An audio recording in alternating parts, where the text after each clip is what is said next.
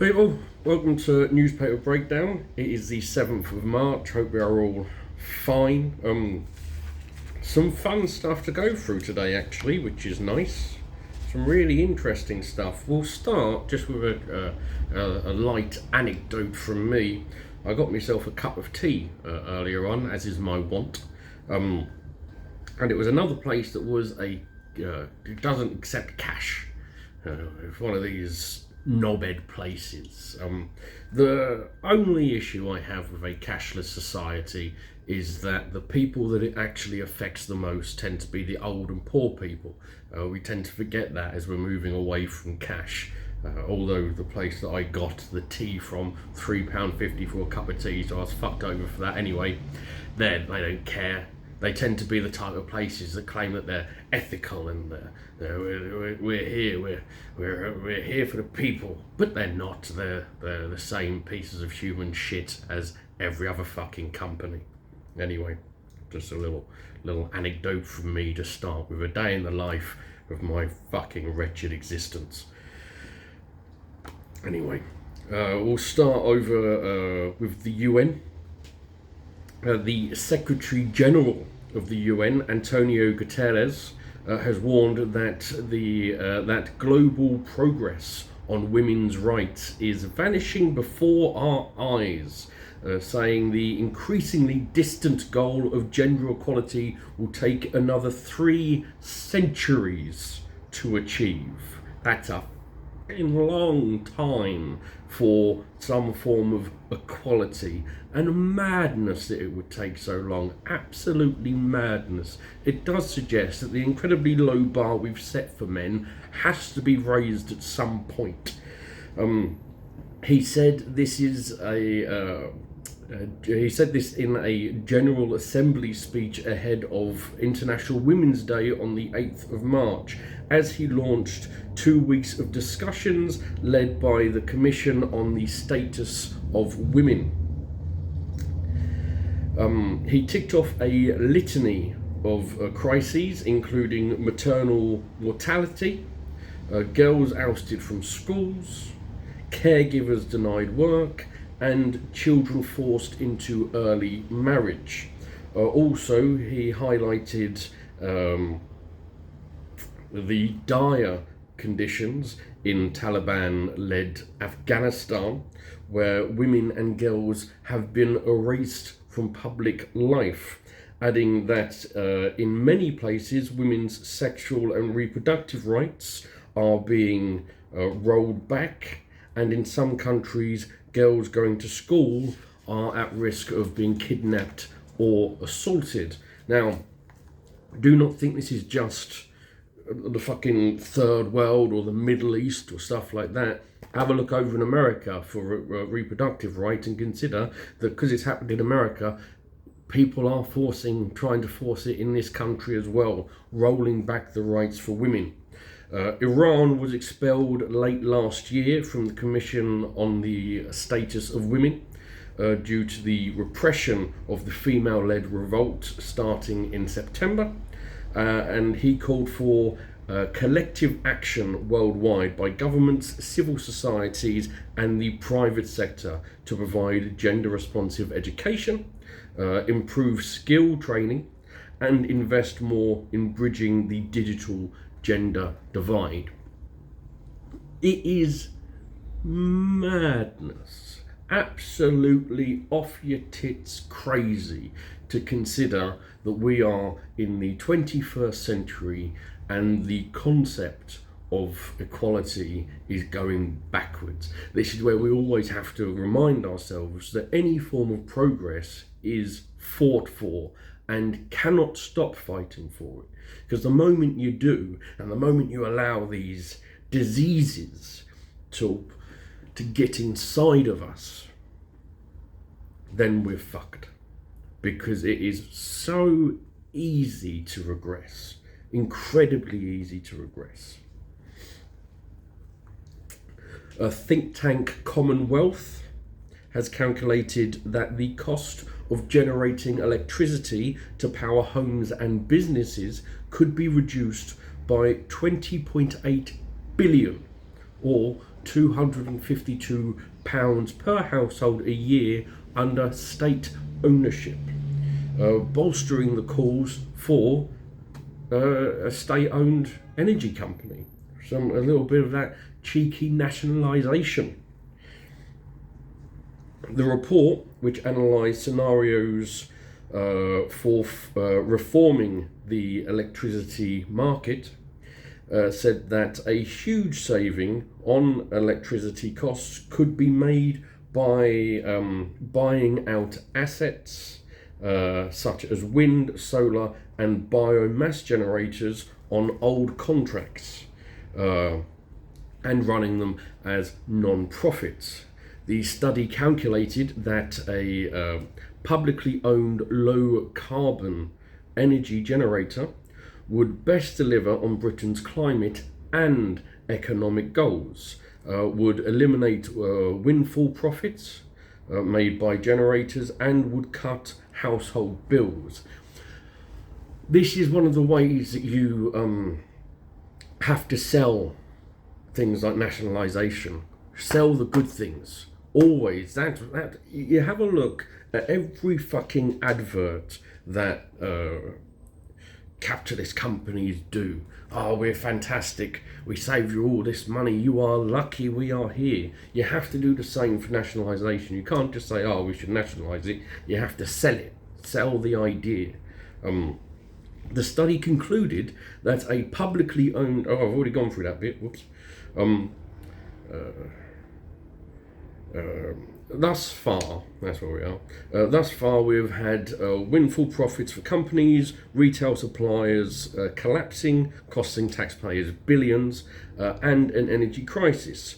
Those that are against nationalisation argue that it could stifle innovation and expose taxpayers to huge financial risks. Commonwealth pointed out that more than 40% of the UK's offshore wind generation capacity was publicly owned by overseas national entities, meaning that the governments of those that own 40% of our offshore wind generation got more money from the windfall profits. Because that's the thing, we are fine with nationalisation as long as we're not the ones who own anything, which is... It suggests a laziness from our governments, which does put a pin in their continual idea that the rest of us are lazy.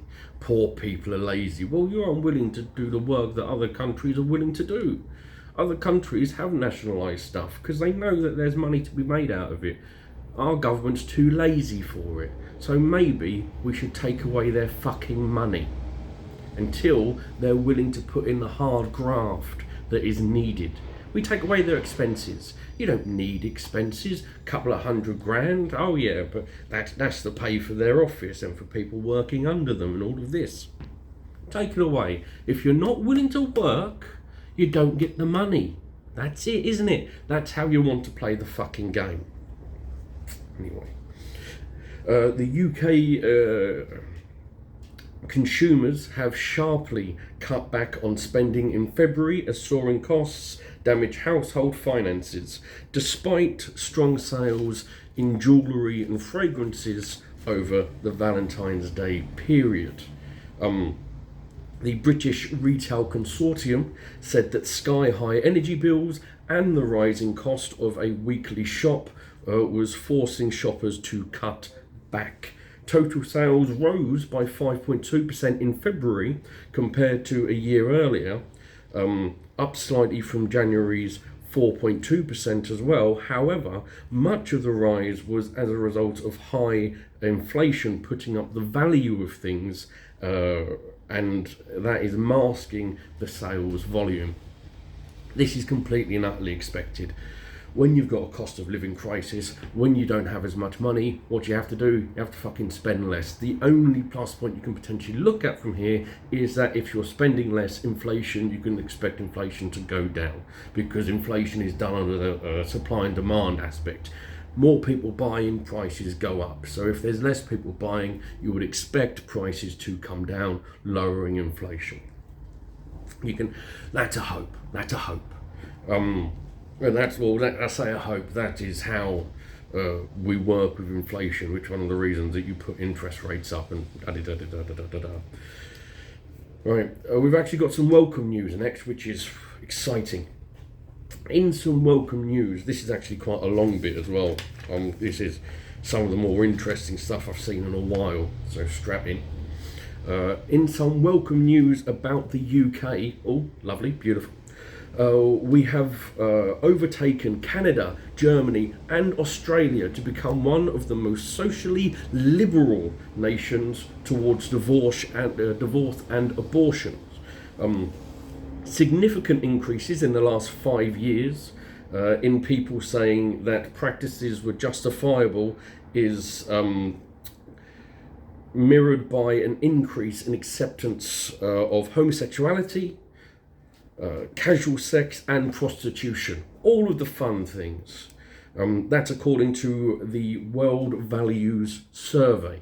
The survey was analysed by the Policy Institute at King's College London and focused on 24 countries across the Americas, Asia, Africa, Europe and the Middle East, accounting for about half of the world's population. UK now ranks in the top 4 for considering divorce, abortion, euthanasia, suicide and casual sex justifiable or a very fun weekend. Sweden, the Swedes are the most liberal on divorce and abortion, Germany on euthanasia, and the French on suicide. This is all going to go into a stand-up bit. I'm so looking forward to writing this. 48% of Australians think that casual sex is justifiable, with only 1% of the Chinese agreeing. You can look into that what you will. Nigerians are the least accepting of homosexuality and divorce, which is don't be gay and want to leave your fucking partner in Nigeria. Egyptians oppose abortions and suicide the most. Only 1% of South Koreans think prostitution is justifiable, compared with more than a quarter of Australians. Academics have said that the findings show that the UK has become more liberal over a relatively short period of time, suggesting that politicians may face public pressures in the near future to consider reform on sensitive topics such as assisted dying. I'm very much for assisted dying. I think it's very good. The continual talk that we have about death tends to be let people die with dignity, and we never fucking allow them to. You never allow people to die with dignity. I think if you allow assisted dying, then you will. That allows for an actual bit of dignity, so you don't end up dying, forgetting everything, shitting your pants and fucking... You don't want that. I can't think of a more torturous thing in the world than forgetting those that you love. In the UK, the proportion of people across all that consider casual sex as justifiable has at least doubled since 2009, while young people are more accepting of divorce. That's because a lot of them have got parents. The acceptability of divorce does not appear to have increased its prevalence. So agreeing, thinking it's justifiable, has not meant that more people are doing it. In 2021, divorce rates hit the highest in England and Wales since 2014, but you can put that down to the fucking pandemic. Couple there, oh, we're in love, and then you spend all that time together and you think, no, I actually want to fucking kill you. But they are still lower than during the 2000s. Um, abortion abortion providers have reportedly been busier than ever, and NHS England has reported increased demand. The rise has been driven, however, by the economic downturn, the cost of living crisis, and the ability to access good quality contraception via GPs and sexual health clinics, which have been affected by the wide NHS crisis. I'm for all of that. If you're pregnant, you're in a cost of living crisis, you don't have any fucking money, one of the worst things to do is have a child. You do not bring in someone that you love into a burning fucking building. That's not good. There's no win to be had there. Also, fucking condoms, 100%. Good things, use them, for fuck's sake. I personally, if you've been with girls, you get there, oh, you don't need a condom, that's fine, I don't need to fuck you, I'm not doing that, no, don't trust anyone, Christ on a bike. One issue the UK remains mid-table on is the death penalty, with 55% of people considering it justifiable or potentially justifiable. They are wrong. Death penalty is, of course, just a fancy name for murder. You're taking someone's life. You can fucking place whatever bells and whistles you want it. You're still killing someone. You have to be better. That's the thing. If you want progression, you always have to be better. Number of people who consider suicide justifiable also rose to its highest rate since the global study started in 1981, driven in part by Gen Z, which are those born 1996 onwards, a third of whom believe that suicide is justifiable, far higher than all of the other generations. They're wrong as well, by the way, the young fucking yappy bastards. Whilst there has not been a significant increase in suicide rates among the young, there has been an increase in suicidal attempts and self-harm behaviours. With euthanasia, growth in acceptance continues despite its continued criminalisation. 47% believe it is justifiable, up from 20% in 1981. So hopefully within the next 10 years we can start having an honest conversation about assisted dying. Don't know about you, I found that fucking fascinating and I thoroughly look forward to writing bits on that. So many ways. Oh, beautiful. There's some fucking fun darkness to be had in that. Oh, God. I'm in a good mood after that. Back to the shit though, because you can't have all the fun.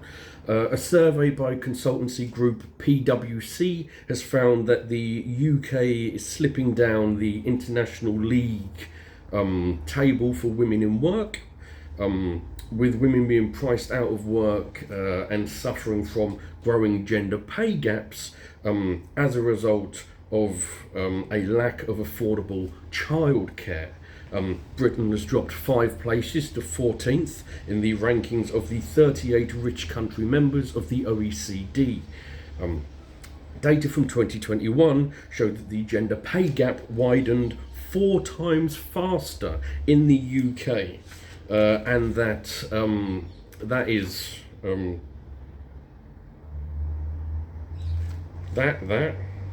faster in the UK than that of the rest of the OECD average, principally due to the financial penalties for motherhood. An 18-year-old woman entering the workforce today will not see pay equality in her working lifetime. It would take 50 years to get gender pay parity at the current rate.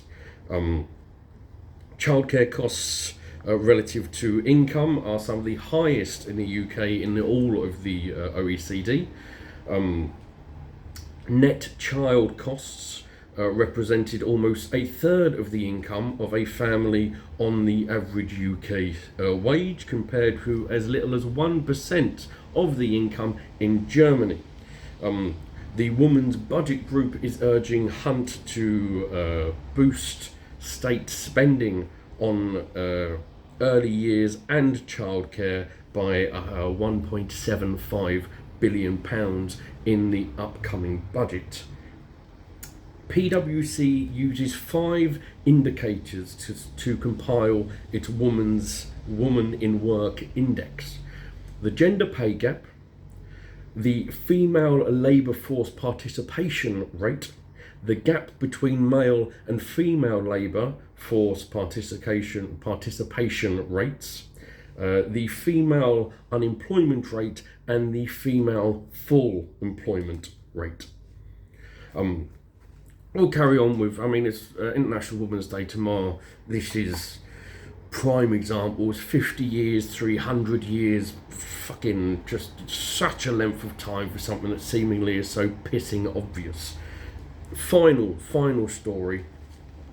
The Home Secretary, Suella Braverman, has admitted that the government is attempting to push the boundaries of international law with its new legislation to reduce small boat crossings. It is comparative of us doing this is a comparative of fucking, or not touching can't get mad, but for international law, it's fucking so low, so unbelievably fucking vile that we are. All of the good stuff, all the fucking good stuff is always shat upon by the loud, powerful worst of us. The rules will include, new legislation, placing a legal duty on the Home Secretary to detain and remove nearly all of those who arrive irregularly, such as via small boats in the Channel. There would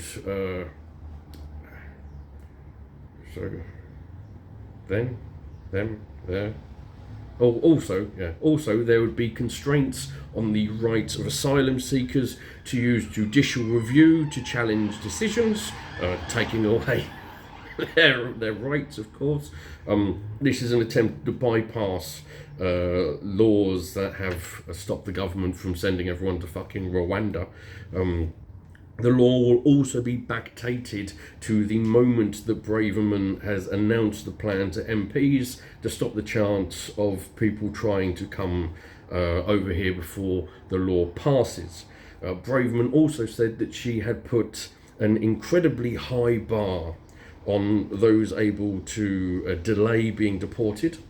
Only those under 18, medically unfit to fly, or at a real risk of serious and irreversible harm will be able to not be deported.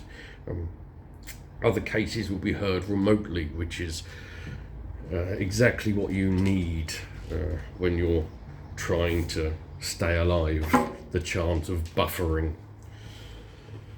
Well, it's a continuation of, we have tried seemingly tens of separate ways to stop refugees coming into this country, from covering the country in shit to this latest attempt to remove all of their rights. It's less than. And it's the thing.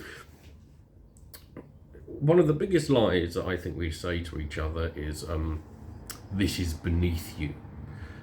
Because every time I hear that said to someone, I always think, it's not though, is it? It is absolutely not. Well, I think this has been a very fun one, so I'll catch you all tomorrow. Bye.